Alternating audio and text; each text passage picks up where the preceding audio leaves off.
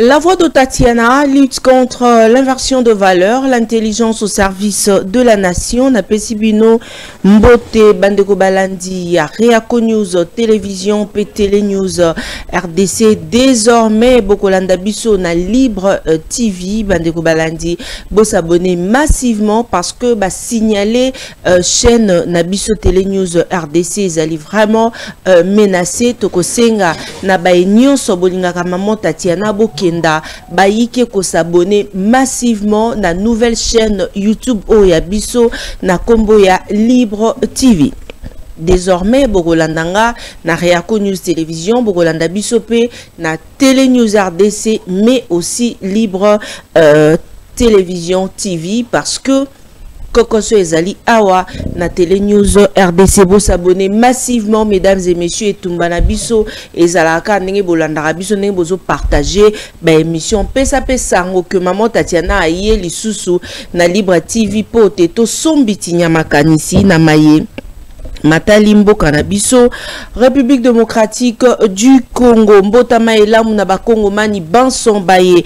Bako sepela moko na bango ya mbotama lelo sango ya mawa Abbé Michel Gérard oyo azalaki sango mokondi na paroisse toloba azalaka sango mokondi topé curé na paroisse Saint-Charles Luanga ya Bandalungwa akozala enterré akufaki bokunda minaye kosalema mokolo ya lobi na cimetière du séminaire Saint-Kagwa na Kitambo. Large diffusion. Monsieur l'abbé Honoré Mukorende apesi biso mbelawana uto Charles Roy nde apesa ki maman Tatiana Mbelalina mokolo lelo tozongi na maimatali politiki awa epa ya biso na engumba Kinshasa makambo maike mazalim kolongo banate. Pourquoi lelo tokoyeba yango Monseigneur Cholet abwaka kimbela tope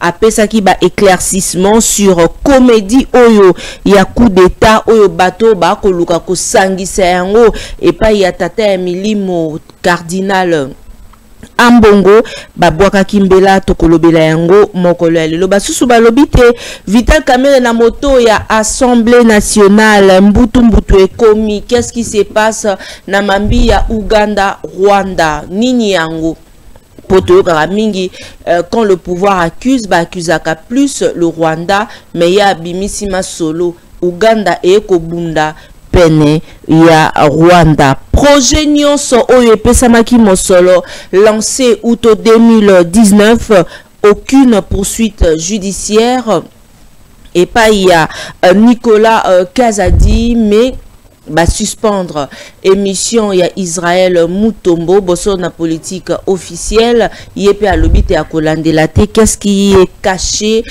derrière Maïman Soana Tokolobela yango mokolo mwalelo mopandi sango Rusaki Flavien bakondongwana na sesak ya Christian Bosembe parce que a critiquaki tata Etienne Tshisekedi ndenge biso banso tosaka ba analyse na biso babengisaki na sesak. Est-ce que zali pona ko suspendre émission ya yeto poko kangaye elengi ya politique et comme marambo ebima entre bango na bango biso to ko récupérer kaka. Est-ce que bako suspendre ete ali kaka na nzela ya etando ekete na lobaka mopandi sango soki azali dans la vérité pour te changer za rapaz ata ok na parti politique ya batu songolo pakala ya jalelo okokoka te mbongwa na ezalité na dossier ya Mike Mukebai une année après nani akanga Mike Mukebai lelo tozana les résistants Marley Vuvu nde azali na plateau na biso mwana mboka Marley Vuvu mbote na yo.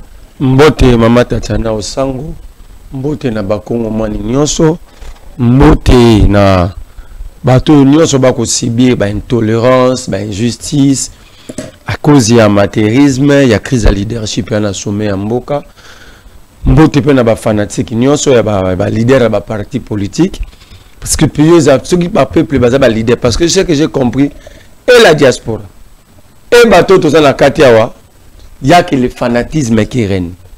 Les gens font semblant de réfléchir, mais ce qui kaka, moto na moko boya sali erreur, Ceux qui vont critiquer Rwanda au commis traître.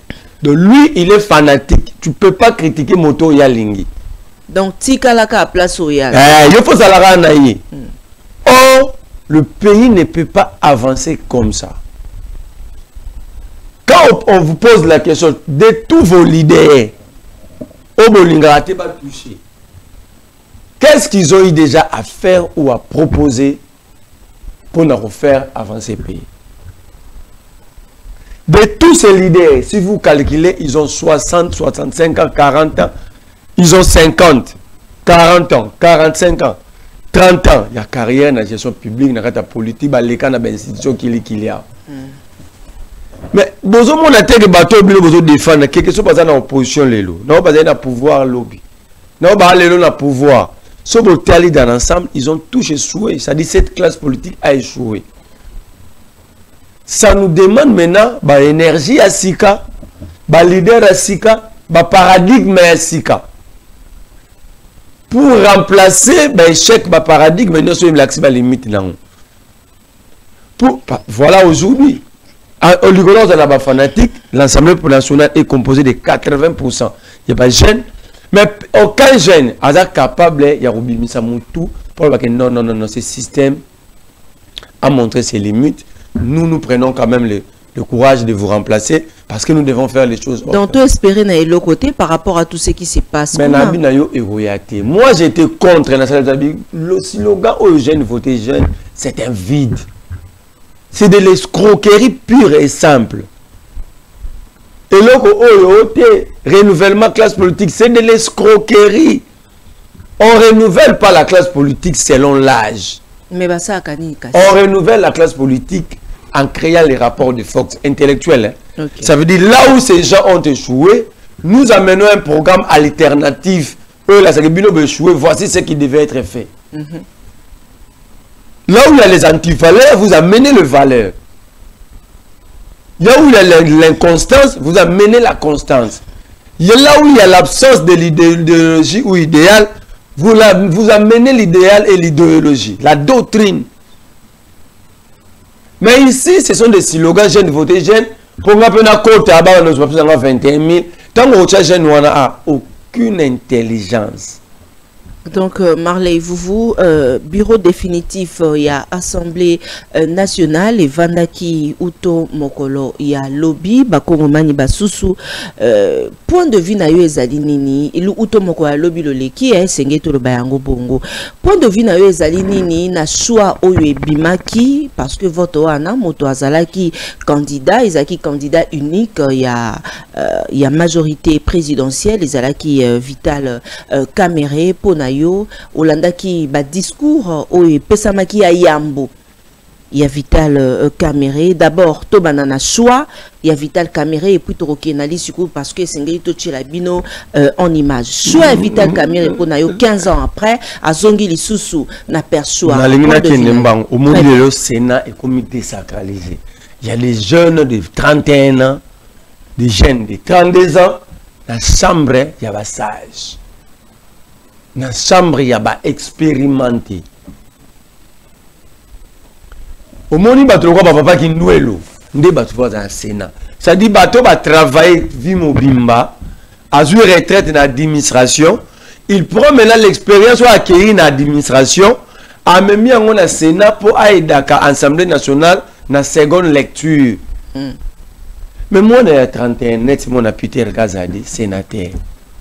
Moi, j'ai 32 ans, 33 ans dans le bureau d'âge à Sénat. Il a quelle expérience dans la vie? Il a travaillé où? Il a géré quoi pour avoir la sagesse dans la gestion? Conséquence, nous n'aurons pas un parlement national, mais nous aurons un parlement familial. Beaucoup de Peter Gazadi, sénateur, moi, on est sénateur. Bahati député, moi, on est député. Oyokoto. De l'autre, la bango mutando le bakinzonzi. Oh.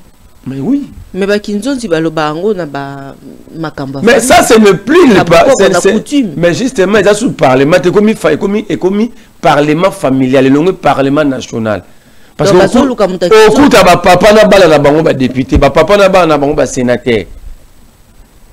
Pendant que tous les jeunes esclaves au Balandarabatoana, on leur donne pas la chance d'évoluer en politique.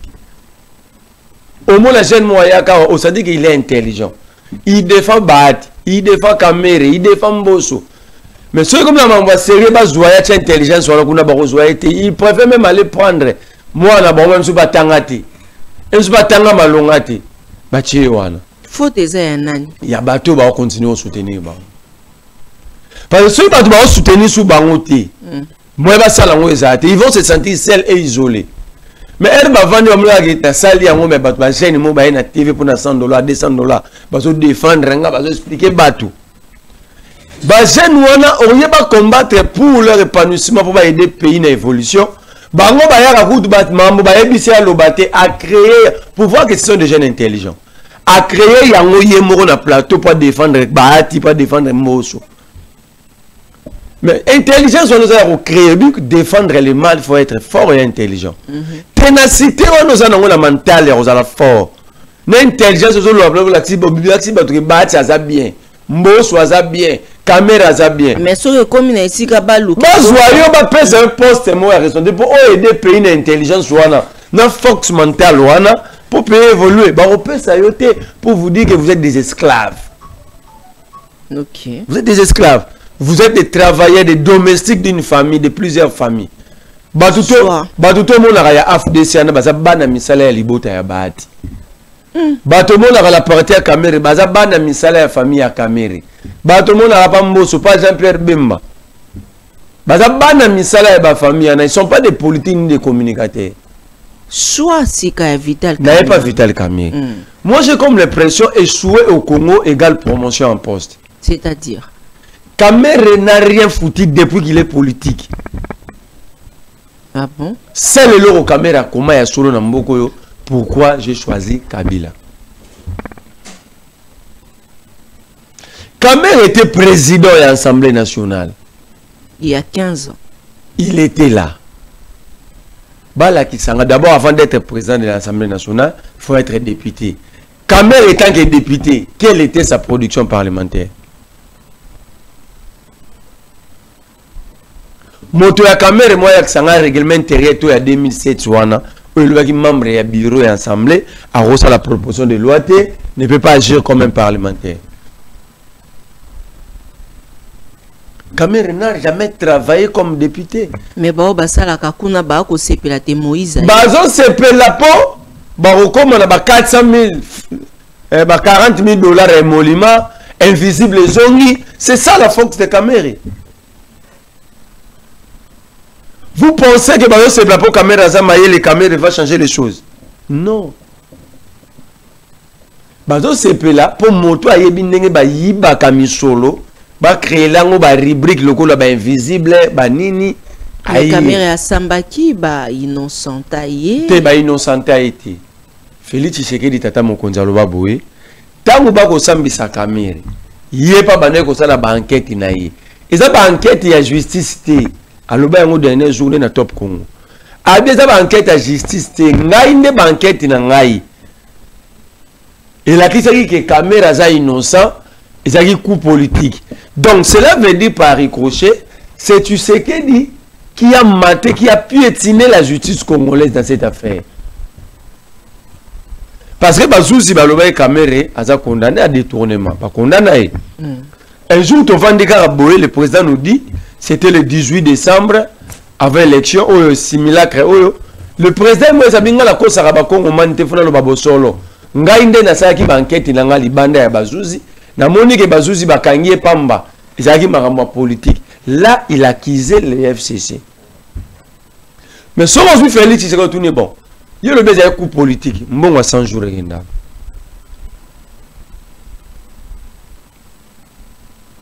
Pour Félix, c'est dans ton Congolais. Vérité ya linga rolobate malinga loba bosani ga loba déjà mingi mais ici ba congolais nga linga rolobate musala ya 100 jours ezala exécuté à 80%. Est-ce que c'est sérieux?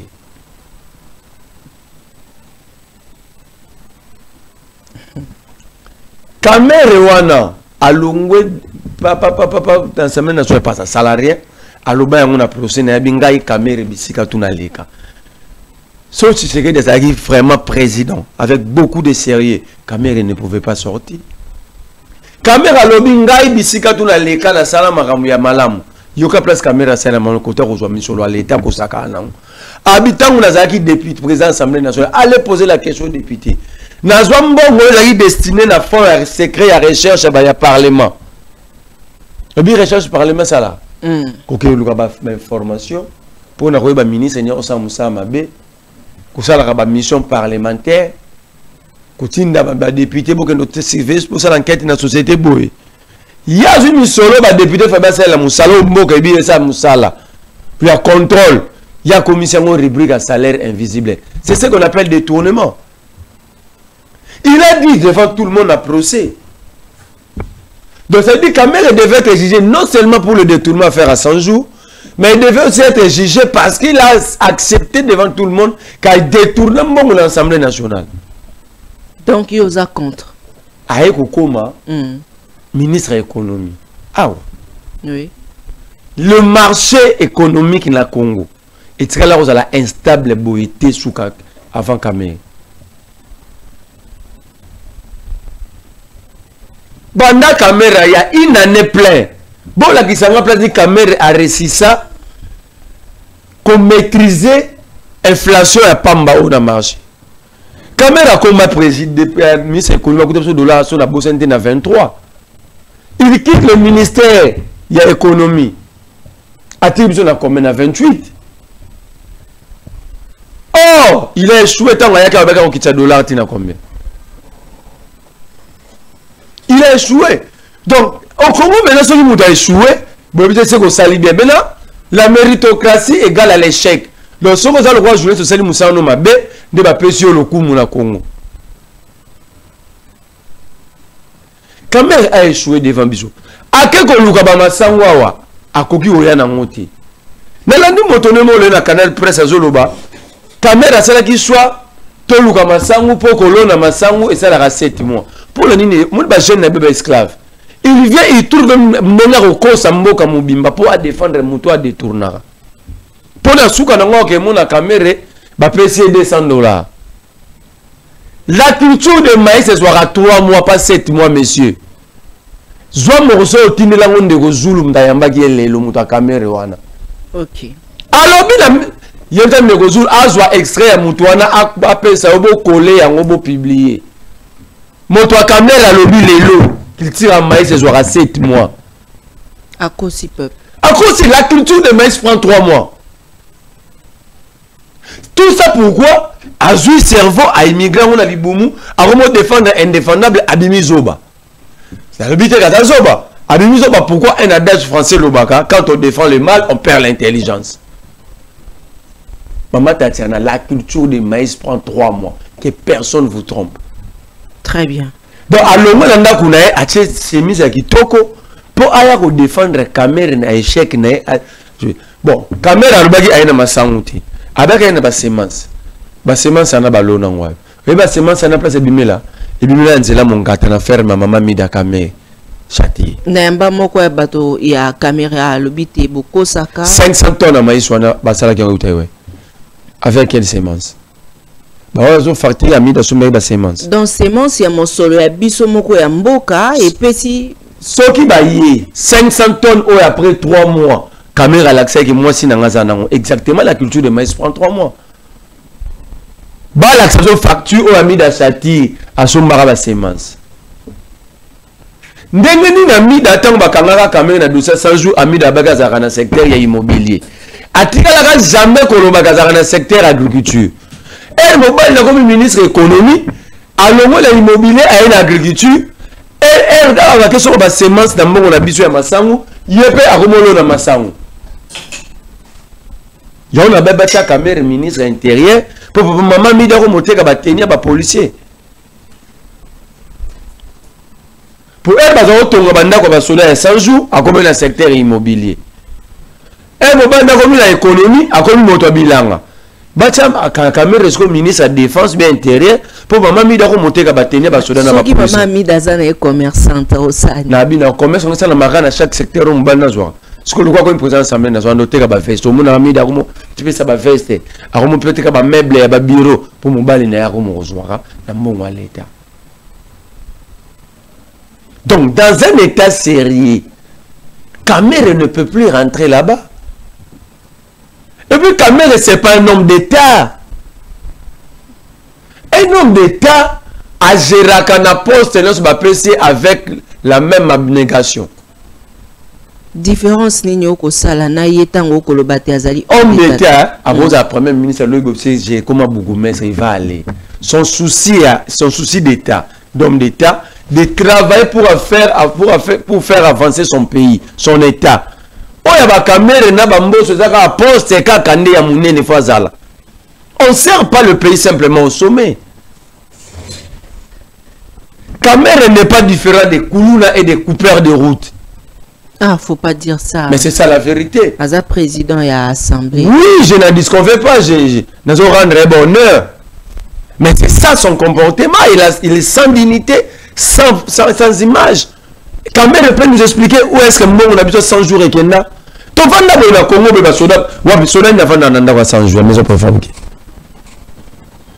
Comme si ces militaires-là qui occupent une maison préfabriquée. Il n'y en a pas. Mais si on tourne il y a 5 jours et qu'il y a des arabes sur le bout, le moteur a géré Missolo là. Aza quitté. Ba matériel et monétaire, Missolo qui est dans le mouton, on comme ministre de l'économie. Et puis le lui a comme deuxième personnalité de la République. Vous pensez que c'est comme ça qu'on va nous respecter? Vous pensez vraiment que c'est comme ça que nous allons être respectés? Prendre les gens qui... Ils ont détourné, ils ont pillé. Et Boutoualanda a commis deuxième... Après le président de la République, c'est lui. Qui va nous prendre au sérieux?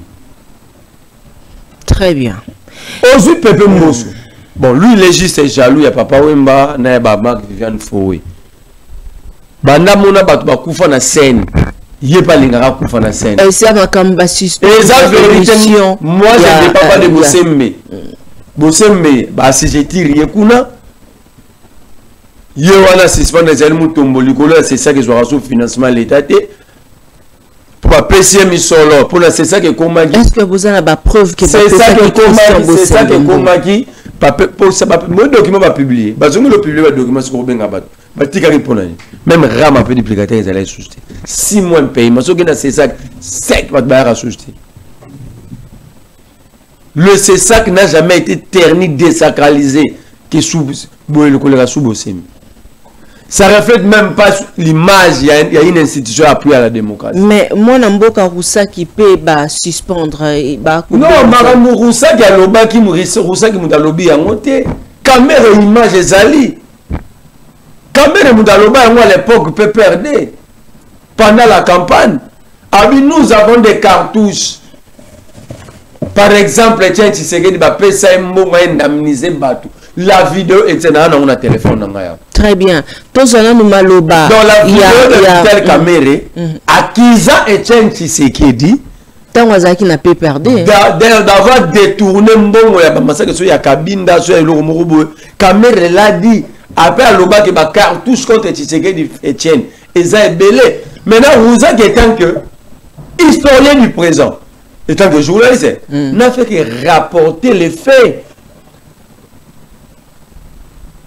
Pourquoi pas péter la caméra, bah suspendre la caméra les gars na TVT? Parce que l'auteur il y a ma propos. Bangi ba semer terreur. Bangi ba semer là, ils sont déjà qui Bossembe est là pour aider les régimes à semer terreur et désolation, à bloquer la liberté d'expression. Kamé c'est caméra, j'ai la vidéo la simane à l'attaque aussi na zawa ba kaki boyi. Na simane drapeau PPAD na mesa na drapeau PPAD caméra les disait. Abi, tout ça na ba cartouche. Vous pensez que nous sommes fainéants? Tant que ba pesa que tiens c'est que pas mon bout mbongo indemniser ba victime sur ya Kabinda boy. Alia yango. C'est ça Koibat. C'est caméra qui avait accusé Tshisekedi Etienne d'être voleur. Ce n'est pas travers Ousaki. Très bien. tozonga na discours ya Yambo ya Kamere uto afandaki na ngwende lokola président ya Assemblée nationale, le nouveau président Owapi epai bautaki kotikela ye bonga epai ya mwana mboka Mboso Nkodi Mpuanga to kotika bino bolanda bilili yeye kosala polémique ya makasi na nzela ya baetandweke na simande tokoza point de vue ya les résistants du temps présent mwana mboka Marley Vuvutolanda. Honorables députés et chers collègues, au moment où l'honneur m'échoit d'assurer la direction de l'Assemblée nationale, permettez-moi, en dépit de l'émotion ressentie, habituellement en pareille circonstance, car il arrive des moments dans la vie où vous sentez que la parole est insuffisante pour traduire le sentiment qui vous anime, car traversé par des émotions parfois contradictoires. En prenant la parole devant vous aujourd'hui, je ne peux m'empêcher d'évoquer la main de l'Éternel qui, se plaçant au-dessus de nos insuffisances, a permis que ce jour arrive pour qu'ensemble nous soyons mobilisés afin de servir notre nation, pour que nous soyons présents pour affronter les défis auxquels elle fait face actuellement. Mes remerciements s'adressent à Dieu, notre Seigneur et notre Créateur, au président de la République, chef de l'État, commandant suprême des forces armées de la République démocratique du Congo, à qui notre peuple a renouvelé sa confiance et à qui encore je rends mes hommages les plus déférents. Je vous demande d'applaudir et le tout-puissant Dieu créateur et son serviteur Félix Antoine Tshisekedi Tshilombo de façon frénétique. Je voudrais aussi remercier le peuple congolais et vous, mes chers collègues députés, qui viennent de me charger de conduire notre destinée parlementaire à bon port. Cet événement intervient au moment où les ennemis de la démocratie ont agi de manière criminelle contre notre État, sémant à l'Est et maintenant à l'Ouest un fleuve de sang dans une aventure de prédation qui n'a que trop duré et à laquelle nous sommes déterminés de mettre fin. Dernièrement encore, nous déplorons l'incursion d'un commando non autrement identifié et lourdement armé qui a tenté en vain de déstabiliser les institutions de la République et dont ma famille et moi-même avons été victimes, et nous avons eu la vie sauve grâce à la miséricorde divine.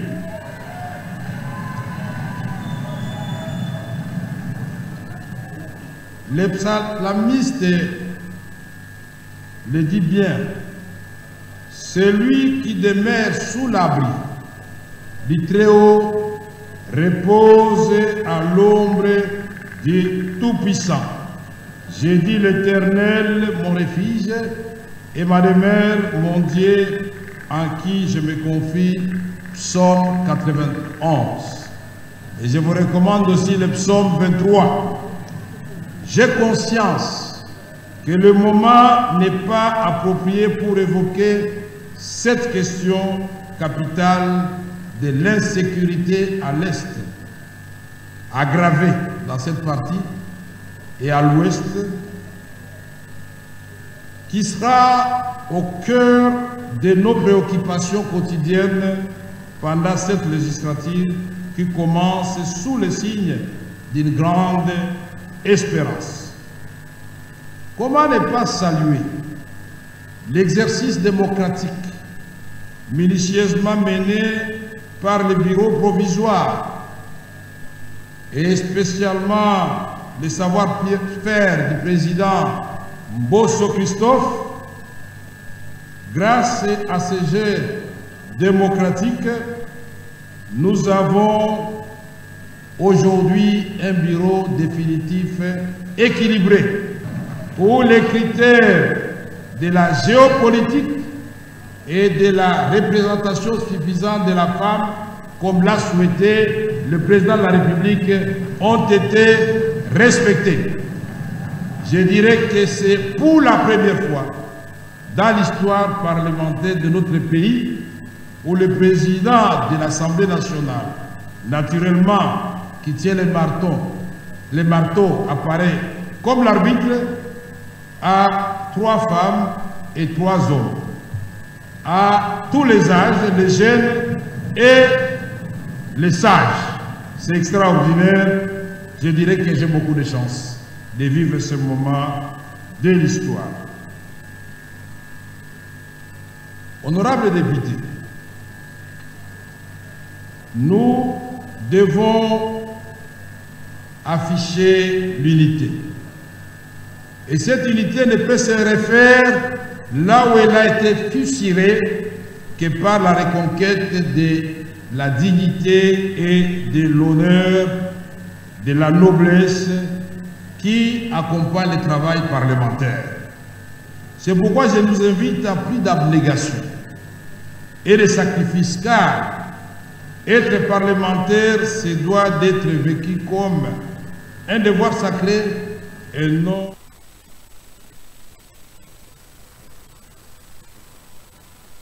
pour l'honneur, le choix d'assurer la direction de l'Assemblée nationale, permettez-moi, en dépit de l'émotion ressentie, habituellement en pareille circonstance, car il arrive des moments dans la vie où vous sentez que la parole est insuffisante pour traduire le sentiment qui vous anime, car traversé par des émotions parfois contradictoires.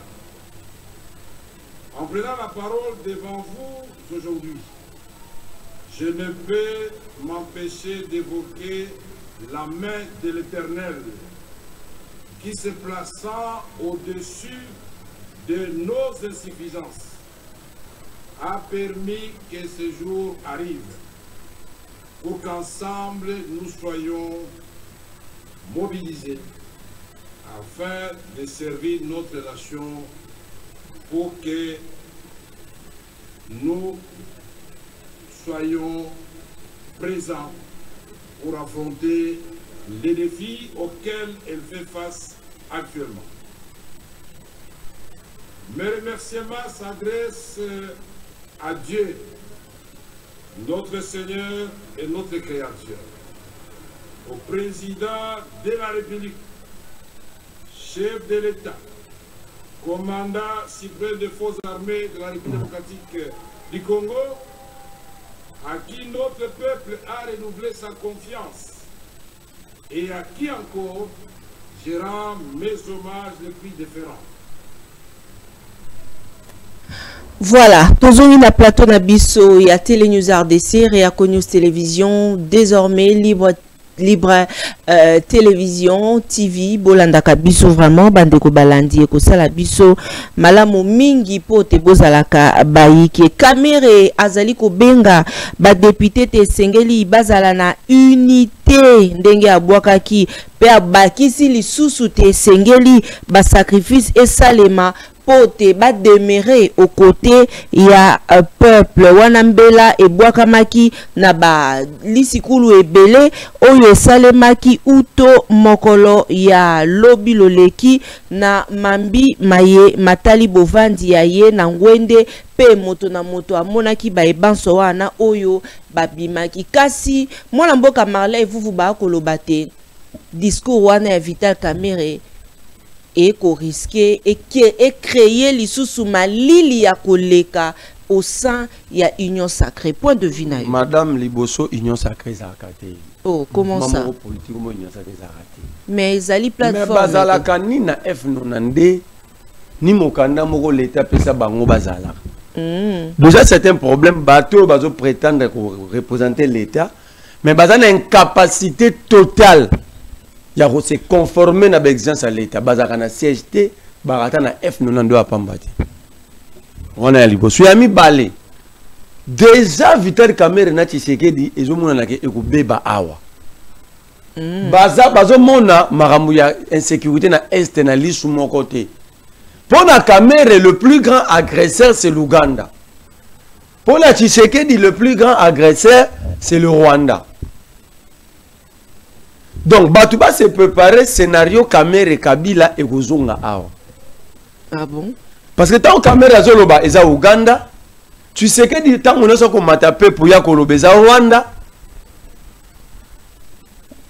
Et tu sais que dit, Aoutou Kara Awa Kaminte, chef d'état-major, ya armée ougandaise, moi ya Museveni, Aoutou Zalawa, juste 5 jours avant le discours ya Kamerhe. Donc, Kamerhe est autrement, Kamerhe est en train d'accuser Tshisekedi d'avoir reçu des agresseurs. Pour la Kamerhe, bateau bayaki ba représentant ya armée ougandaise, ba ko ko yambama wa tepo bangonde bato ba ko boma ba ko piller bande ko na biso. Biloko na biso. Et Kamerhe, il a aussi raison parce que Bunagan est à la frontière na Rwanda té. Bunagan des frontières na Ouganda. La question qui avait ouvert ces frontières pour que le M23 bazonga awa. Pour muto réanimer M23 to yebeza Félix Tshisekedi. Maintenant il n'a fongo la frontière. Déjà boye baké to koma na moment moko ba milice wana force du progrès ba royaka na ensemble ko boto la Kamerhe qui tu wana vandeli na marto wana. Polani. O meto bi ndenge idepese sukaka. Donc bazo sepela wana pamba. Na lobi na yo e ko suka to ko vanda o ko benga biso une année 2 ans 3 ans. Ba ko ya ko tombola Kamerhe na kichwa. Très bien. Et Tshisekedi ayebi que Kamerhe aza populiste. Kamerhe azala vrai te. Kamerhe akosala lokola sala obstruction na Félix Tshisekedi na idée à changement ya constitution. Parce qu'il y a des soixantaine en 2028, à nous présidentiable, il va créer le qu'on a créé en 2010 par Kabila pour avoir sympathie à peuple pendant qu'il était caméléon.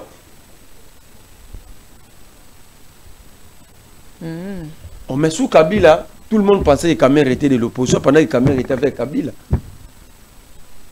Qui avait donné des béquilles à Kabila pour ça le dialogue à Kanchachi? C'est Kamerhe. Mais 3 jours avant, à l'Obenini, Motobo côté, à quoi il y a Kabila Babeki, Kabila de Asili, Asuki. Mais tu vends d'akato la Mugaboye wana kuna. À la kiku tu n'assurance à la kisuna Kabila n'a que qu'on soit opposant battre Libanda. Par après, tu as rassemblé Salami, Naba Etienne Tshisekedi, Naba Fayulu, Naba Franck Diongo, Naba Katumbi. Kamerhe prenait la défense, il y a corps, il y a Kanchachi. Naraso. Te na rasop te bango bazali na rasop na rassemblement te bango bazali na ngambo bango na bata Kabila ba o bazali ba signataire ya accord ya Kanchachi. Très bien. Donc Kamerhe lance déjà les débats après si biso image ya oyo kozala yena Tshisekedi en 2025-2026. Donc le pays va encore subir une grande crise institutionnelle entre l'institution président de la République et le Parlement. Merci beaucoup. Donc, Tokenda aussi sa dossier. Nazongi papa Mbosso. Papa Mbosso a juste jaloux ya Marc Viviane Foué na Papa Wemba. Papa linga kufa na scène. Donc ya mona le coup moto pesa ba Papa Wemba ninga za ko to lela ki ye pour kufa ki na scène. Donc ya zo kanisa pe fa kufa na kiti wana po ba lele bongo Papa Okosi. Merci à Seda qui yango. Attends deuxième vice-président. Scène ya wana linga za la kana scène wana. Et puis yeba azo linga kufa na scène pour une mission. Donc, hier, na Chilumba, il battait bango. Tu sais que des bidets caméras va faire blocage. Atelier des gardes. Et puis, il bat un mosso. Ah, le complet, il a 84 ans. Si en septembre, on a 85 ans. Il n'a plus d'ambition politique ni rien. Chilumba va protéger les intérêts des l'UDPS. Ils vont faire ombrage à Kamere. Au mon schéma. Or, Papa Mbosso, na expérience de vie africain, il va plus tenir. Je ne dis pas qu'à Okufa, mais aujourd'hui, expérience, il y a vie en Afrique. Il a 85 ans, il ne va plus tenir longtemps. Mais malheureusement, Barokunda net papa Wembate, pour y bakize bangona muninga ne baati, ba liebiso misolo. 390 millions de dollars bakeso ba 11 véhicules squatter 11 véhicules à mo bateka ngo 4500 dollars na Dubaï. Depuis mokoni 11 mituka ya 4500 dollars et 190 millions. Papa Mbosso de Azumbongo na ya retraite, na mbongo ba okundela ta kufi na scène. Très bien. Papa Njoli, Prof Njoli a komi wana ndenge moko na Kabulu nenga komara. Kabulu a komara ministre sport pa kosaka mboka mobimba Ketchen, Félix Tshisekedi ezalaki bon gardien na bomwana zo yamba ba penalty. Qu'est-ce que professeur Njoli a fait? Njoli pa komi wana pour avoir défendu des bêtises. Njoli a leka na TVABI. Le diplôme d'honneur honoris causa Tshisekedi a mérité yango. Le jour où on Tshisekedi diplôme wana ils n'ont pas même Tshisekedi ta été à l'auditoire Kalo Mombikai. Parce que na ba dire Njoli Tshisekedi a réhabilité l'Inikin. Et comme ça la beau vivre na Inikin des okodi Inikin. Pendant que ti lelo ba étudiant première grade na Inikin, ba tanga na ba claustra place au côté zate. Coutu après diplôme wana comme pire. Ils ont l'auditoire mon Inikin, ban la première grade de ba côté à la tongo, na 11 ba bim ba côté ba économie. Ce qui fait dire ba cours mususu bana bazo zoate. Mais un projet d'université ba sangani babité to pesa moto lokumu. Et tant ba pesa lokumu 2 mois plus tard ba ko réclamer salaire qui ba sali 4 mois bazo futa maté. Et voilà pour Njoli à Liboso. Il a mis balé. Njoli est parmi les constitutionnalistes qui ont participé à la rédaction. Il y a constitution au Tshisekedi des années on a beaucoup. C'est ça la récompense. Donc il y a un gros dans le baki na Congo la médiocrité est comme occasion européenne ça va promotion. Na ba poste minine. Si tu es aux mérité au rejoité. Si tu es constant, aux honnête, tu prends pas. Au monde ba pesi Mbosso, ba pesi Kamere, ba pesi Njoli. Au monde ba débat ba saliawa le président appelle tous les députés sans avoir les vrais éléments. D'abord le président ne coopère pas avec la plénière. Aucun texte de loi le dit. Le président coopère avec le bureau. Le bureau va soumettre les propositions du président à la plénière pour adoption ou rejet. Mais là, le président veut convoquer la plénière. Ce qui n'est pas normal. Bah, la plénière, le président dit des choses au Yazo Kanisa, mais au réalité. Exemple, le président dit qu'il faut une forte représentation bassi dans le bureau. Oh, il n'y a que 7 postes, il y avait 4 femmes. 4 candidatures féminines. Sur 7, le président parlait de quoi? Parce qu'il y avait Dominique Mounongo Inamizi, il y avait Inagozi, il y avait Caroline Bemba et Chimène Polipili. On va remplacer mon abat. 4 sur 7. Donc il y avait une forte présentation à Bassi, mais le président dit qu'il faut encore une forte présentation à Bassi. Azaro Lobelani. Donc le président dit que la Grande Orientale n'est pas représentée, mais Inagozi est de la Grande Orientale. Donc, et le président, et le robot qui ont eu à répondre dans l'invitation, personne ne savait pourquoi ils étaient là. Tout ça pour créer des diversions, empêcher le peuple à router la maramosa sérieux. Baza quoi empêcher le peuple à talani? Mama sérieux par exemple, commerce que Basoudan Nabiso Bafutama.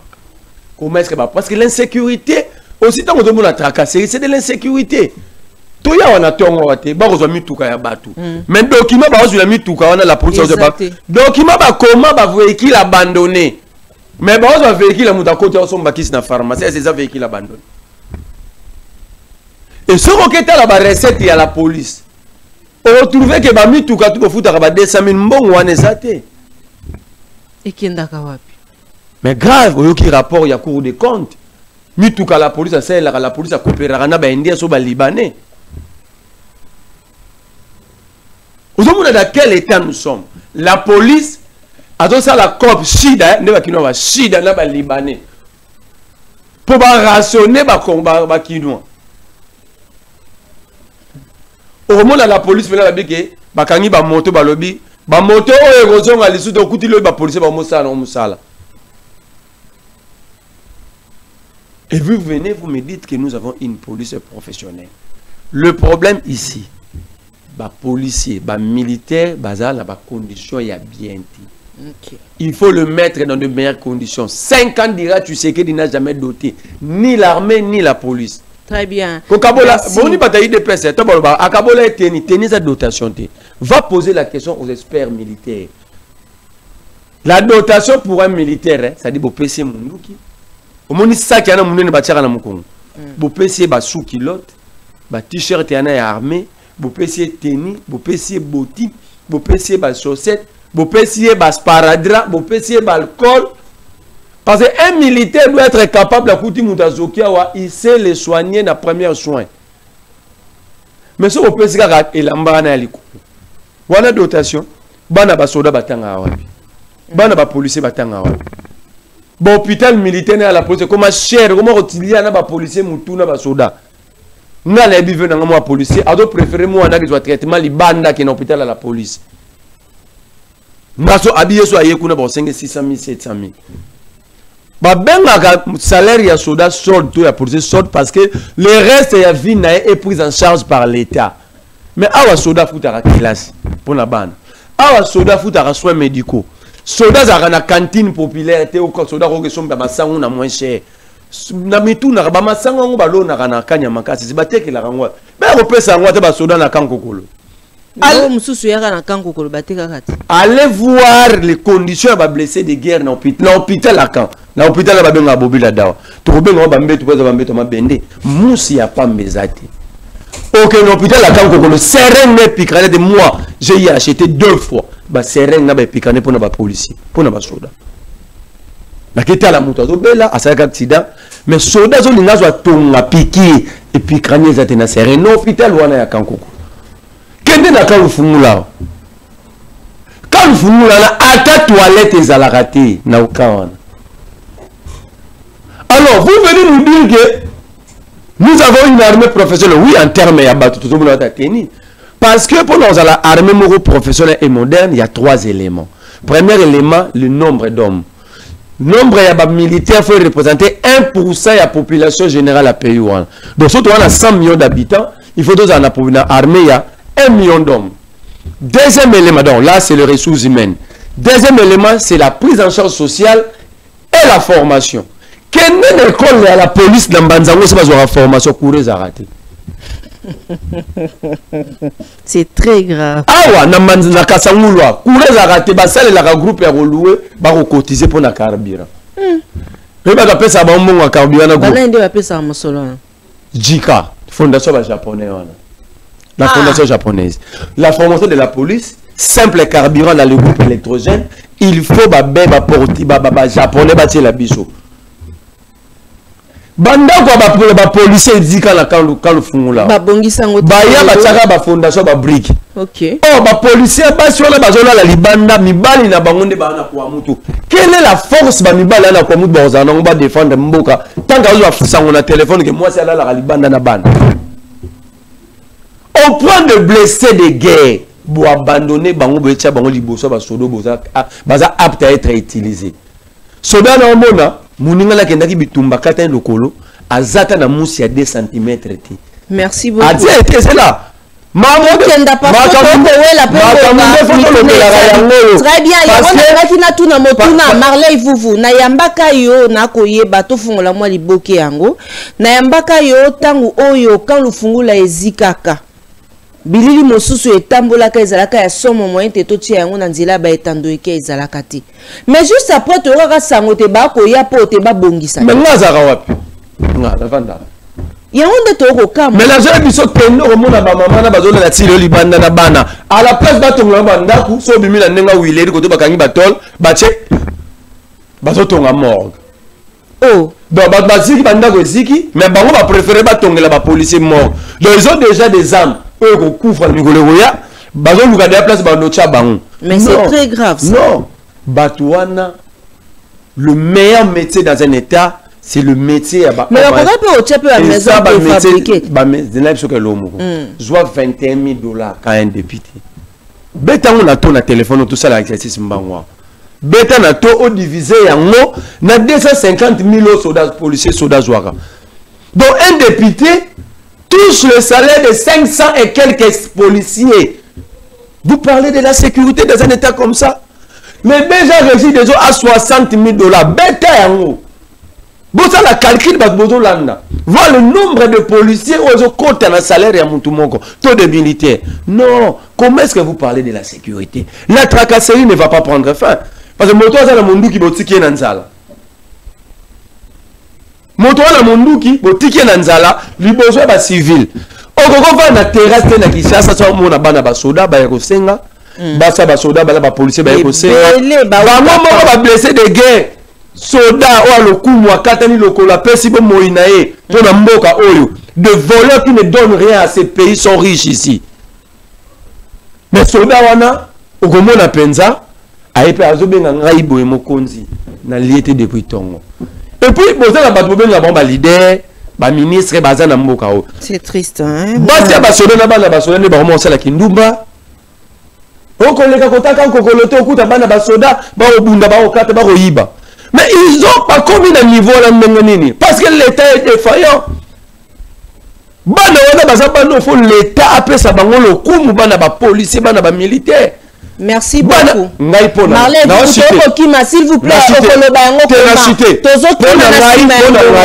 il faut construire plutôt propre et policiers. Militaire, il faut construire des écoles avec des bons enseignants pour la banawana. Il faut construire même des universités pour Nabango. Parce que c'est que le Congo est aujourd'hui, si le pays de la sécurité, moins d'ambo superficie à part la poche insécurité, parce que papa, il y a banawana, bandimaki, baki ma jouissance, baki ma peut-être que Lucas Chemise à Versailles, bandimaki bazala ba soda, ba policier ba service sous les drapeaux pour n'engager na auto zoater en salle émission. C'est injuste, c'est incorrect. Merci beaucoup ngai pe nazali mwana mapinga courage na ba mapinga na biso ka pe bango bat batinda raté ba okanga biso tanto ko salaka ba meeting tango to ko sala ba marche mais to sa pe ko boni mboke ko tanga on est obligé de les défendre pour notre sécurité. Très bien. Surtout landi batinda bango Marley on est obligé de parler. Voilà to lobeli pona bango to lobela ka pe pona ba médecin to lobela ka bato banson to lobela ka bango pona ezali koleka na mboka na biso. Marley vuvu coup d'état raté uti ko salema awa epai ya biso ba photo ekomi kotambwa na banzela ya ba etando eke tanto babimisi photo ya président Martin Fayulu na mwana mboka Christian Malanga oya uti kotika biso ba ko bimisa lisusu photo mosusu akangaki na cardinal Mbongo surtout ba robot communicant ya UDPS bapandi sango bisika baso esengeli bakanga Mbongo tala makambu Derrick Luke bapesa biso na numai oyo bamaki epai ya monseigneur Cholet et juste après cet élément tokozonga pote to sombitinya makanisi na maimalekana ki ezali coup d'état to ezalaki nini parce que to monaki pe concert ya Moïse Mbi betamaki juste na kati ya concert to monaki ba Vital Kamerhe bakendaki na maman na concert to monaki même Peter Kazadi pe azalaki wana nini to monaki biso nyonso tozalaki concert to tie yango te po ekosenga ba droit d'auteur mingi to kolobela yango kaka tango ndenge to kokota awa Derrick Lukeba Michael Mikandeke Jojo Komingo bo pesa biso elema. Je suis avec désolation tout ce qui s'écrit, se raconte dans les réseaux sociaux contre l'Église catholique autour de cette histoire. Je commencerai par dire qu'on nous lance, on jette les pierres que sur un fruit mûr. Donc ça c'est déjà à considérer. Mais j'aimerais me résumer à rassurer aux fidèles catholiques et aux hommes de bonne volonté. Autour de tout cela, j'ai retenu 3 choses. Il y a une photo dans laquelle on retrouve M. Christian Malanga entre Monseigneur Utembi, président de la SENCO, et Monseigneur Ambongo, alors vice-président de la SENCO. Donc, avoir le décor de la photo, c'était probablement en 2017, lors de leur plaidoyer, pendant que le président Kabila était encore président de la République. Et soyez rassurés, ni avant la photo, ni après la photo, personne de ces 2 évêques n'a eu un contact personnel avec M. Christian Malanga. 2. Il y a des gens de mauvaise foi qui présentent le chargé d'affaires de l'Annonciature, Monseigneur André, qui avait accompagné son éminence le cardinal Ambongo auprès du chef de l'État, avec un des assaillants, un de peau blanche qui a été dans le groupe de ceux qui ont attaqué l'honorable Vital Kamerhe et le palais du Plèbe. Il s'agit de 2 personnes différentes. D'ailleurs, au moment où s'est passé ces événements à Kinshasa, Monseigneur André, qui avait accompagné son éminence le cardinal chez le président, était avec moi à Kananga. Donc il n'a pas, la faculté de la bilocation. En 3e lieu, il y a une vidéo où on parle de Monseigneur Wakumba qui raconte ce que vous avez entendu là. Après recherche, il s'agit d'un abbé incardiné au diocèse de Lissala qui vit comme un électron libre en Italie. Donc c'est quelqu'un qui combine les choses, qui n'honore pas l'Église catholique et quelqu'un dont le dossier est traité au niveau de la hiérarchie de l'Église à cause de son comportement. Et personne, ni son évêque, ni les prêtres de son diocèse, ni les gens, personne ne sait comment il a eu le titre de Monseigneur. Dans l'église catholique, ce n'est pas comme dans d'autres églises où on se réveille le matin, on se donne le titre de bishop ou archibishop. Ça ne se passe pas comme ça. Donc là, ça ne va pas. Alors, il n'engage pas l'église catholique. Et d'ailleurs, un prêtre qui parle d'un état de Saint-Pierre et Paul, mais il a oublié toute sa théologie.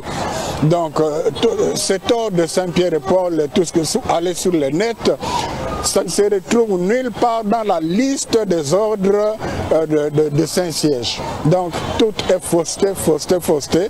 Ce sont des gens de mauvaise foi. Je ne sais pas pourquoi ils en veulent à l'église catholique. C'est pour ça que j'ai dit on jette des pierres que sur un fruit mûr. Voilà, tozongi na plateau na biso, un grand merci na ba congolais bayi kebo kolanda biso, merci na bino bayi bozali en direct pour na makanisi na bino, matondo mingi, un grand merci à mon président Roger Mangwanda depuis Paris, nzambe penza zongi sa ebele koleka, maman Emilie Nzemba ya tous pepele ambeto, maman Likelimba na koyoka yote mbote na yo esiko ozali kolanda biso, merci hein, na ba congolais nyonso bayi oyo bozali kolanda maman Tatiana Obuso Boetando Eke. Moi Namboka Marley vous point de vue na yo par rapport ya mambi ma matali photo oyo ekangamaki na moi Namboka Christian Malanga. Bon, ngai personnellement na ngolobela na ngai ba inachevé onati. C'est-à-dire ce sont des inachevés, au moins même na ba idée ça ba wa batumo ba précipiter ba venir na bango na sur terre. Nzamba sero sala bango.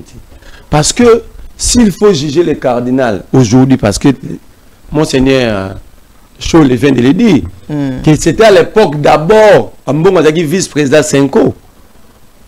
Après dialogue, il y a Saint-Sylvestre, et là il y a un balai diplomatique où l'Église catholique a organisé contre le pouvoir à Kabila. Et bien Malanga, il y a une photo à l'époque, il y a un combattant, il y a mais pourquoi pas lever la photo de Christian Malanga, la monnaie peut-être publiée qui n'a innocent Maloumi? Parce que prendre la photo avec Christian Malanga, c'est toute une infraction. Au lieu de nous établir des responsabilités, nous avons la diversion. Au lieu d'établir des responsabilités, Christian Malanga, c'était un être humain. Akola, azaki soda, awa na FARDC. Azana baninga na ye, na poto azako fanda te batongele ndako na mapata. Ayebalaki na bato. Donc il y a plusieurs photos. Alors s'il faut arrêter les gens, parce que bon na photo bokangana mwasi ni bokangana papa ni bokangana maman na bandeko na ye.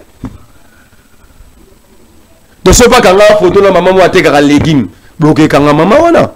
Non, il faut approfondir les éléments, l'enquête pour se dégager de vrais éléments et établir des responsabilités. Quand je suis les débats je pense que on traite cette affaire avec légèreté. Et bateau va traiter la légèreté, bah il y a le pourquoi va traiter la légèreté. Bateau travailler dans de manière nyos, bah comme ça une diversion. Pour nous écarter, il y a c'était quoi réellement? Maman, déjà, on a recoté maman en profondeur parce que je travaille pas dans l'appareil sécuritaire. Okay. Nous attendons, bateau ba futa maga, na musala wana, ba ebisa biso, ce qui s'était réellement passé. Mais au regard, il y a biloko bango bazo publier ka awa. Ba obi, ba banda ki attaque na bango, ba banda na ndako Jean-Pierre Bemba. Maman Tatiana Osango, analysons un peu. Sans toucher la sensibilité et la sécurité. Jean-Pierre Bemba, c'est le ministre qui est sécurisé par le FARDC. Le FARDC va vendre des bélés, pour ce que le pont a bien beaucoup de jeep, na ba kano wala mine ne ba mag. Ba mbila wana, ba soda na FARDC ba vandi. Ba moni ba tout le monde ba lati teni, parce que na teni. Teni o ezara armée na bisoti. Ba yena ba bitu ka ba tche yango ba drapeau ya Zaïre. Baye batuni bango Jean-Pierre Bemba za babi Jean-Pierre Bemba ate bango pe bakei bango pe batikali. Nani mutu mo expliquer moi. Ba soda nyonso bakengela ka Bemba, ba moni batuna minduki. Mais batango ba na bateni oyo biso to lata raté na Congo. Et vous comprenez. Ba eluka autorité nengo na pe la nuit. Ba soda na bazuka so bango pe baye bakititi. Batuni Jean-Pierre Bemba za basoda na bagarde habité Bembazate. Ah c'est bon zate babaluki bakeso luka pa mama JDT. Babando luka pa mama JDT. Bazo luka ba monite bakeko ya pa vital caméra. Bako pa vital caméra ba koti na kata lupango. Babandi ba échange de tir. Toi si ba échange de tir, deux gardes du corps à caméra ba deux gardes du corps ya caméra ba kufi. Moko pe ya ba saya kufi. Mais bango bazu na échange de tir wana. Bazu terre poser drone. Ba matisi yango babandi ko manyango na manette bazo luka direction ni ba caméra bazali. Pendant ce temps bango ba sala bongo mais ba changer pe ka ba tirer bal. Babimi intervention est 1 heure après. Babimi mais intervention les ont si bango selon Eliezer Tambwe stratégiquement faire au cours bango on a parlé de la nation. Donc pour Eliezer symbole wana ya état, ils ont parlé de la nation, ça ils ont expliqué l'autorité. Bah côté ici on a parlé de la nation bah sur le côté on a stratégiquement bah tiki bango ba la vidéo stratégiquement bah tiki bango ba quitter ba drapeau ya RDC ba mataya Zaïre voilà selon Eliezer.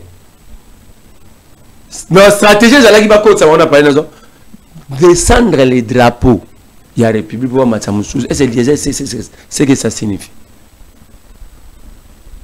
Et Eliezer dit exactement que ça va gêner à peu près. Voilà là où les a bon renseigné à faire. Alors, il va à Kenya. Kenya va aller à Brazzaville, ne va pas ici. Donc, Eliezer connaît l'origine de Batou, on a gêné à PPRD. Il connaît même l'itinérance. Donc, Eliezer a aidé le renseignement comme de MIAP dans l'élément à solo. Mais la question que je me pose, pourquoi jusqu'à aujourd'hui, il n'est pas interpellé? Parce que top Congo comme la chaîne na yemoko Eliezer abimisi be élément mutu na rolo bango ate et comme baba lukela ngai.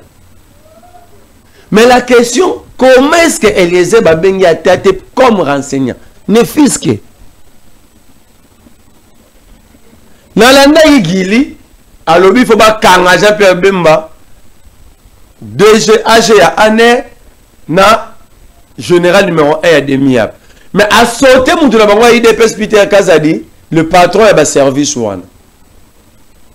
Or, Il faut pas qu'on ait une présomption d'innocence, ça comme une présomption d'équipabilité. Donc, ça demi à une information à Guili na nango. Faut pas qu'on ait bemba,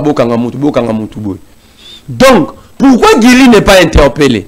Ne fût-ce que comme renseignant pour approfondir l'élément pourquoi le bibango, parce qu'il y a l'élément à sa possession. Et tout ce que les jeunes de l'UDPS disent. Pourquoi ils ne sont pas invités dans le service pour pas fournir plus d'éléments et aider le service dans l'information? Imaginez maintenant ce que Eliezer Guilé, les jeunes de l'UDPS, ils ont Ngai, ils ont Nathanaël, ils ont Lokala. Autant boulaté. Donc, même dans les questions sérieuses, ils sont en déséquilibre. Selon qu'il s'agit de l'UDPS dans le lobby, ce qui nous pousse à dire que toujours croire que tu n'as pas Mambeleki. Parce que si on a solo, Eliezer Baba Fibre, ça il faut pas bien. Même ne fait que même si on a des mis à n'était même pas conseil spécial, na cabinet conseil spécial, na CNS. Guili fallait bien maman. Guili on a l'élément ni le lobby faut pas kangachi wewe. Guili on a l'élément ni le lobby faut pas kangachi Jean-Pierre Bemba. Guili on a l'élément ni le lobby faut pas kanga numéro 1 de MIAP. Guili on a l'élément ni pour la yo faut pas kanga numéro 1 à année. Tant qu'on peut ça des éléments na expert et à sécurité ba quoi approfondir. Ba bien te bele moza solo. Mais pourquoi bango bazo benga bango te? Moi je crois que tout ce qui la bango temps qui sont les vrais responsables. Merci. Mais ce que nous condamnons, exécution sommaire. Moutou bokangi, bo maîtriser, azana mundu kiti, bo tirer pour nani pour filmer, pour publier. Donc vous avez les Congos ne respectent pas la vie humaine. Moutou batiraki ne balewana, il nageait d'abord à contre-courant. Fleuve ne qui n'a pas boui. Il y a un nagé dans le sens où fleuve courant d'une manière verticale. Mais il y a un nager horizontalement. Mais pourquoi tu poses avec main vide? Pourquoi tu utilises un canon rapide et à force navale pour que tu un fleuve vivant?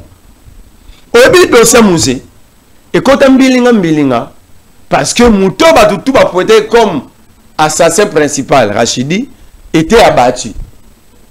Et tout va comment se défendre, mais la vraie vérité, Mouto a zagi na wakei. Pourquoi Bato Bakangi Bango déjà maîtrisé? Pourquoi Bato Bango ba aider République Balo Babazaki Nani? Nani a commandé qui Bango, Baoutaki Wapi? Pourquoi il faut les abattre? Et j'ai suivi Peter Kazadi aujourd'hui sur Top Congo dire que le service Bazaki surpris un événement. Quelle honte! Service Azaki surpris, Yango et Salio Sony. Oui. Au monde commune à Gombe. Anereza ouais. Pembe ni quand même il a parlé de la nation. Bureau de Mia Pesana.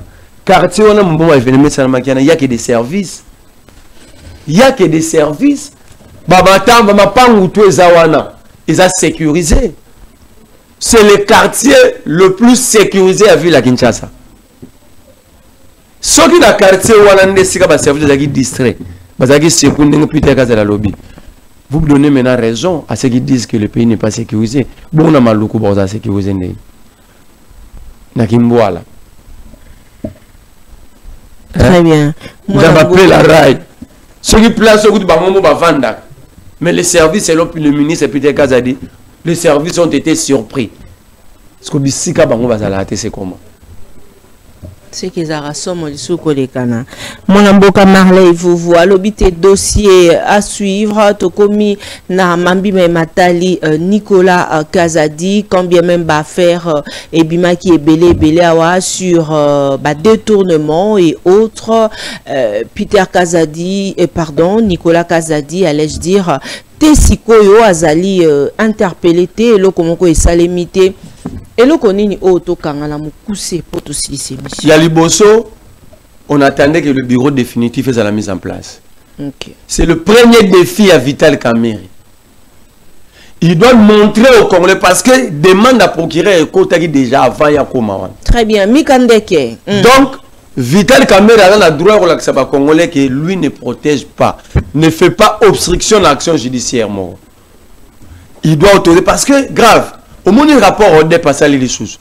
Mais je me pose la question. Dans le rapport au DEP, Pourquoi Nicolas Kazadi bazo gagné plusieurs fois dans flagrant délit? Ça c'est un. De deux, pourquoi Nicolas Kazadi n'a pas décaissement na injustifié un procédé d'urgence? Il a l'ingaka enquête il y a IGF dans la salle mamoine. Parce que l'IGF a ça la patrouille a priori et a posteriori. Donc na ebandeli pena souka. Soit à Rosala yango bosali yango na ye babara concomitamment. Mais pourquoi Peter Kazadi a l'ingaraté? La question que tout le monde se pose, pourquoi ceux qui est-ce que Peter Kazadi a reproché à Nicolas Kazadi a reproché à Kate que peut-être IGF peut accuser Moussabo et Longo Banité? Non, ça va c'est Moussa non, ça va c'est Moussa Nengo Banité. Parce que ça répondait ba oyeba. Yo ba yeba vérifier Moussa la yo sali. Ça c'est un de deux. Le même Peter Kazadi a rapport au débat accusé d'avoir tenté Nicolas Kazadi, pardon, tu as combat Peter Kazadi. Nicolas Kazadi d'avoir tenté de sortir des fonds de la BCDC en mode d'urgence. Ça, comme la IGF. Mais ce qui bazali ko bengi ça a été ce que le ko sale maté to kangani.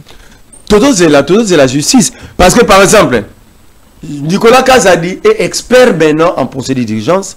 Nicolas Kazadi maintenant a commis naïe Pomba même IGF a contrôlé et ce cas cours de compte que kuna. Même cours de compte que contrôlé mais IGF yemo pas contrôler la présidence té. Non, est-ce que l'IGF c'est un département la présidence. Donc chef naïe pour un dépassement budgétaire paysan. Mais la cour mais attends. OK.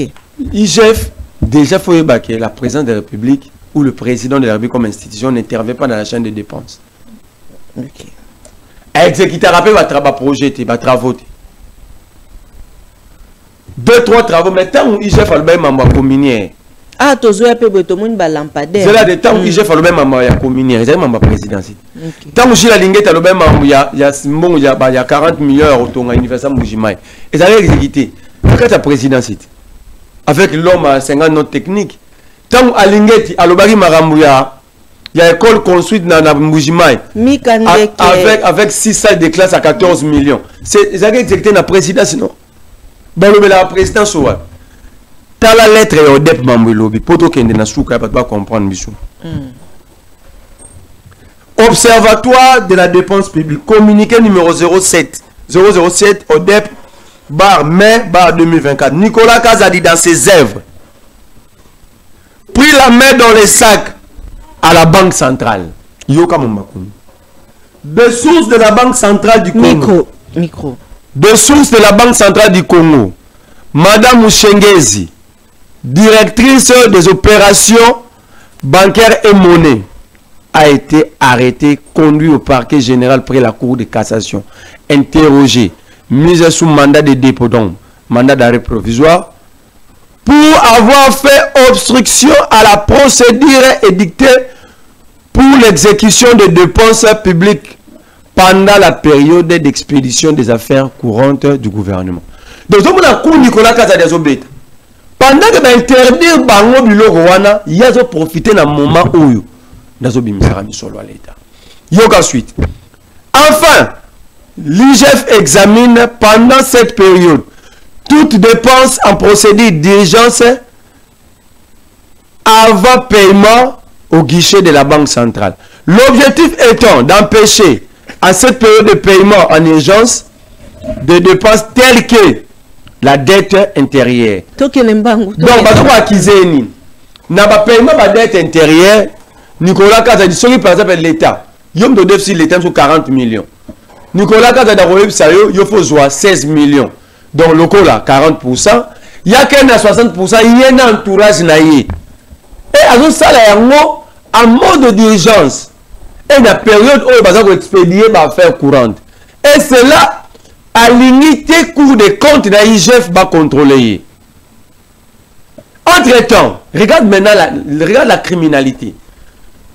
Or, prix à forage Moko, ils ont des $400 000. Donc même le ministre a menti dans le briefing de 297 000. Donc le 1000 forages coûterait à la République $400 millions. na komi tuna bakanga ki muto ayembaki libulu bongo bato bayibi mabulu pour moi il faut respecter ma libulu so moto ayembaki libulu na kitibo libulu na kati su libulu ya sali boloko yeka ayembaki libulu moko mais bato bayibi 1000 mabulu na 400 millions de dollars olobi ba lampadaire ye total on a nzela amika ko laksanga mère tala ba lampadaire yango d'abord bazo poser ba lampadaire na nyango nzele kufa. Ce qui signifie que nous avons bandera nzela wana baba poto lampadaire tout ba buka yango. Ça c'est les deux. Dans la salle droite mais un principe moya droit bengango cristallisation des faits. Donc nanga ba lampadaire oyo ba tomber na eloko bengaka repenti tardif. Ça veut dire na moment fali ba sa musala. Délai aux avis fali ba remettre ba ouvrage et a largement dépassé pardon. Et puis moment oyo bango ba nango parce qu'il y a eu clameur publique. Donc ba na bango na propre volonté na bango te ba na ba lampadaire wana parce que bazwa ki mbongo mais ba na ba lampadaire parce qu'il y a eu clameur publique. Donc ba tomber na moment ya commission il y a infraction. Donc il y a eu déjà cristallisation des faits. L'action judiciaire était déjà mise en mouvement. Après bango ba ke bimisa biloko ba nango ba tomber na auto bengaka repenti tardif. Ba to ba sala droit ba yebi yango. Donc ba ko échapper les sous-soutés. Et puis grave, Samba Bachila lobby dépense nyos à sali pas au poteau lampadaire moro écoutez $6066 pendant que l'état bimisa dit 5000 par poteau lampadaire qui a ajouté les 1066. Deuxième et le troisième élément, fraude fiscale et salamina marambo, il faut que la Cour des comptes entre en danse parce que Samba Bachila lobby pour na kanisa qui tout taxe et ça TVA. Un entrepreneur, il y a Trump, il y a Samba Bacheli. Alubana binumbo kamubima que les tout taxes selon lui et ça là qui TVA. Et pour la chiter dans le dossier, on dit que Samba Bacheli ou à Balampadaire, Yena ou Amadou Djabi, Baluka Abana Guinée Conakry. Bah qui mande baya awa? Mais Baluka la Bangoni. On a toqué dans le dossier, monsieur. C'est ça solo. Baluka Bango pourquoi? Bah affaire il y a 36 000 lampadaires. Kuna bataxaka lampadaire moko $26 000 nga ite Jeune Afrique. Donc ils sont allés chercher là-bas. Baye ko batamawa, bonjour si vous pèse bango marché à plus de $15 millions et misale salamité. Très bien. Donc on a dossier oyo. Nous demandons à Vital Kamerhe. Premier test ya bonne foi. Et la démocratie dans Vital Kamerhe place à commis réponse positive. Na demande ya procureur parce que faut tout le monde clair. Merci beaucoup moi Mboka Marley vous bako signaler ngai na réalisation teto commune Souka. Merci à Cécile Osango, la confiance du chef Serge Katembo. Merci à ma grande sœur chérie Gabrielle Chembeboma. Merci na ba congolais nyonso ba bolanda kabiso matin midi soir moi Mboka Marley vous azana milulu oyo ekosalema na date il y a le 30 juin awa epa ya biso na Ngumba Kinshasa. Marley vous rapidement tokangani. Bakanga qui est à la face de la population congolaise en général et particulièrement la population quinoise le 30 juin au moni d'inspiration na hymne national na biso. Nous devons décider de notre sort. Et to ko vanda raté biso babilenge batokei moi kelasi totalaka mboka se bazo détruire mboka. Mais à chaque moment, on ne joue pas réellement notre rôle. Surtout biso bilingue. Parce que bilingue de base cheville, il y a république. Bilingue de base colonne vertébrale. Au moment où on a babilo qu'on a basala, on va pas m'pakater. Même ma partie on a pas si je tire batu ba ya pas bilingue. Parce que biso pas contrôler bilingue, on va contrôler mboka. Yango moni batika biso sans emploi bapesa biso kaka masanga ya komela batongela kabi moni moto ayibi misolo à l'état atongi université matongi kuzu. Alors la démarche eza que ya ko pousser population à jouer réellement rôle na à décider na sort na ye parce que à part biso moko ba en politique so bazali a de mauvaise foi so ki biso moko to sali éveil à conscience te so ki biso moko to télémiste moto ko telema na place na biso azate Merci. Comment to va na mboka be bateki cimetière à Kasavubu bato tala entre temps c'est la mémoire collective ya République de Koufi voyez bato ngana bato kunda na cimetière wana ba martyr à 4 janvier 1959 histoire et Koufi ba sepeli na ba préféré na bango qui ni marché ba sepeli na bango bato ngana bango ba hôtel ba sepeli bato ngana bango ba appartement ba futsaka ba congolais ba $2000 par mois mais ba détruire mémoire collective ya mboka mobimba. Alors notre génération est dans l'obligation yako ça a été histoire wana bitumba wana to pesa bato wana lokumu pe to continuer na bengi ba numéro ya contact na ba bakolinga basola na yo to na milulu eza meeting. Nous allons dire des vérités, nous allons dire des choses parce que nous avons tous une date de naissance, nous célébrons, mais nous devons savoir que nous aurons tous aussi une date de décès. Mais mourir comme esclave, c'est mourir idiot. Numéro na bayonyo so bakolinga ba contacter moi na mboka Marley vous peut-être pour les autres bakolinga te basola na yo na nzela ya singa plus 243 89 39 31 940 matondo mingi na yo ay pe na tondio baton na sengi na bakongo manyoso balanda émission na bango mbodi émission mbodi pa Israël Mutombo et parce que oui les journées ça n'était pas suspendu c'était l'émission. Donc il a droit de créer un cahier de charges et de présenter mbodi yangwana lokola ba bibo solo émission bakangi chaîne bo solo te bakangi de émission journaliste c'est pas suspendu il faut éclaircir population donc journaliste va nous présenter émission mbodi donc bon continuer la chaîne Mnombo solo na émission mbodi. Donc courage à Israël Mutombo nakoli qui a tes messages topé ça qui na émission na yambaki na sala qui éducation politique aussi pour dire que le quoi bakangi boso na politique officielle créé cahier de charge mosusu to ki témoin mboka Marley abwa kimbela mbodi bandeko balandi boebite biso tozaka wana toujours pour na ko soutenir ba valeur. Un grand merci na révérend docteur André Bokundoa na pesio mbote siko kolanda biso papa ya motema malamu nzambe akoba na ça demande d'audience. Les référents ne me reçoivent pas, soit des protocoles.